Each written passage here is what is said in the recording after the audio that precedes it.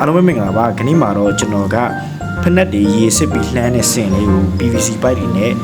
ဖန်တီးပြုလုပ်ပေးသွားမှာဖြစ်ပါတယ်အဲ့တော့ကျွန်တော်ရဲ့အတူဒါလေးကိုတစ်ချက်လောက်လိုက်ကြည့်ကြအောင်ပါဒ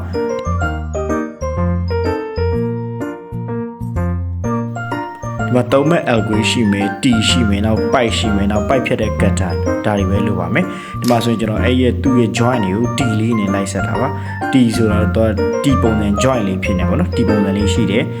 ကျွန်တော်ဒီမှာသုံးထားတဲ့ pipe တွေကတော့ကျွန်တော်3မဲ့ pipe ကိုကျွန်တော်သုံးထားတာဖြစ်ပါတယ်3မဲ့ဆိုတော့ကျွန်တော်ဒီ Pro 1တို့ဘာလို့ site နေမှာတောင်းဝင်မယ်ဆိုလို့ရှိရင် 3/4 ဆိုတာနဲ့ပြပါတယ်တက်လက်မရဲ့4ပုံပုံမယ်ဆိုလို့ရှိရင်3ပုံရှိတဲ့ site ပေါ့နော်အဲ site လေးပါဒီမှာဆိုရင်ကျွန်တော် T ကိုဒီဖက်နက်လမ်းဖို့ဆိုရင်ကျွန်တော်စုပေါင်းဒီ4ခုပဲသုံးလာတာပေါ့နော်ဖက်နက်လမ်းဖို့အတွက်တက်ပဲဒီမှာဆိုရင်ကျွန်တော် T 4ခုပေါ့နော် T ပြီးမှကျွန်တော်ဒီကိုစိတ်ကြိုက်အနေထားအသက်အနေတော်အနေထားတော့လေးဖြတ်ပြီးတော့ကျွန်တော် algorithm တက်တယ်ပြီးမှဒီကျွန်တော်အပေါ်မှာ6လက်မဆိုင်လောက်ရှိတဲ့ပိုက်လေးကျွန်တော်ထပ်ပြီးတော့မှထပ်ထိုးထောင်ထားတယ်ပေါ့ဆိုအဲ့ဒါကျွန်တော်အဲ့နေရာမှာကျွန်တော်ဖက်နက်ကလေးတွေစွတ်မှာပေါ့နော်